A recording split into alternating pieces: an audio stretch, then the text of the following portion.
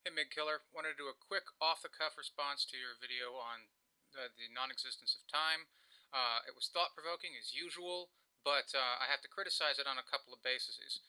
First off, just disambiguation. Whether or not time exists depends an awful lot on what you mean by the terms time and exists. If your concept of existence is being limited to entities, for example, then that's going to be different than if you're willing to broaden your understanding of existence to entities as well as things like forces and other broader understandings like that. Another important point about disambiguating time, the word time. There's one sense in which at least time most definitely exists, and that's in the sense of that physicists speak of time. Time and space, or space-time as it's come to be referred to is as real as pretty much anything else in the universe, and that's been the general understanding since pretty much since Einstein. In fact, space-time is pretty much the basic fabric of the universe.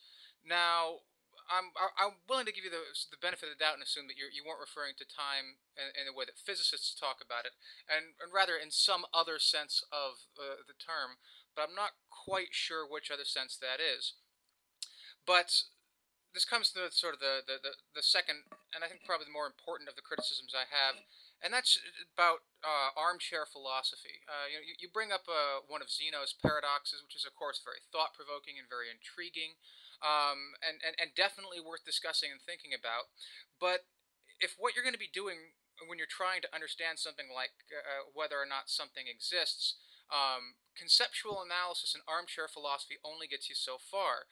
Sooner or later you have to actually go out into the world and observe it and see what happens. The particular paradox that you gave, for example, is this kind of thing that comes up when scientists and physicists talk about whether or not time is quantized. This paradox could be gotten around in a number of different ways depending on the exact nature of time. Like Tooltime said in the comments section, you didn't do a terribly good job of clearly connecting the paradox to your overall point about time not existing, and I too was a little confused on exactly how that works. So maybe I'm simply misunderstanding the point that you're trying to say.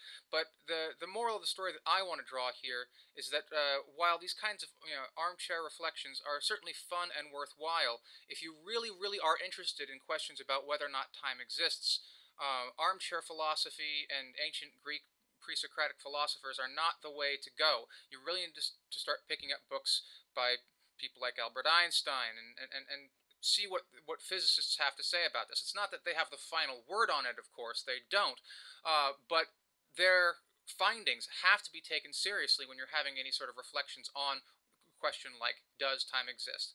Thanks a lot.